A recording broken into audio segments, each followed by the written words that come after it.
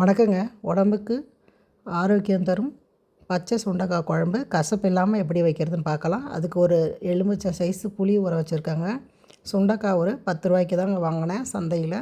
அதை நல்லா கல்லில் நல்லா நசுக்கி எடுத்து அதில் இருக்கிற சீடை நல்லா தண்ணியில் போட்டு அலசி எடுத்துடணுங்க. கசப்பு இல்லாமல் இருக்கும். இதுக்கு எண்ணெய் ஊற்றி கடுகு போட்டு சின்ன வெங்காயம், பூண்டு, தக்காளி இதை 3ஐயும் சேர்த்து நம்ம நல்லா வதக்கணுங்க. நல்லா வதக்கிட்டு அப்புறம் அந்த சுண்டைக்காயும் சேர்த்து நம்ம வதக்கணும். இந்த சுண்டைக்காயில் புரோட்டீன் சத்து, கால்சியம் சத்து, இரும்பு சத்து அதிகமாக இருக்குதுங்க. உடம்புக்கு நல்ல வளர்ச்சி முக்கிய பங்கு வகிக்குங்க.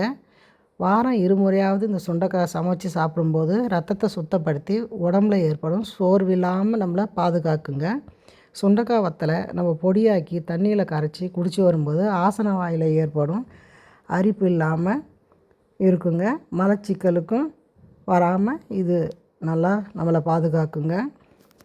வாயு தொந்தரவும் இருக்காதுங்க. இந்த சுண்டைக்காயில் நிறைய மருத்துவ குணம் இருக்குது. வயிற்றில் இருக்கிற புண்ணை கூட இதை ஆற்றுங்க. அதனால் வாரம் 1 முறை 2 முறை இதை வாங்கி சாப்பிடுவோம். நம்ம சமைச்சி இந்த சுண்டைக்காவை நல்லா எண்ணெயில் போட்டு நம்ம ஏற்கனவே வதக்கிற வெங்காயம், தக்காளி, பூண்டு வதக்கின இதுலேயே அந்த சுண்டைக்காயும் போட்டு நல்லா வதக்கிடுவோம். நம்ம ஏற்கனவே ஊற வச்ச புளியை கரைச்சி அதில் சேர்த்துருவோம். இதில் மஞ்சத்தூள், கல் உப்பும், குழம்பு மிளகா பொடி தான் நான் சேர்க்க போகிறேன். வேறு மசாலா பொடிலாம் எதுவும் போட வேணாம். குழம்பு மிளகா பொடி நம்ம தேவைக்கு தகுந்தாப்பில் நம்ம போட்டு நல்லா கலக்கி விட்டு நல்லா கொதிக்க விடுவோம். இது ஒரு 10 ரூபாய்க்கு வாங்கினாலே போதுங்க.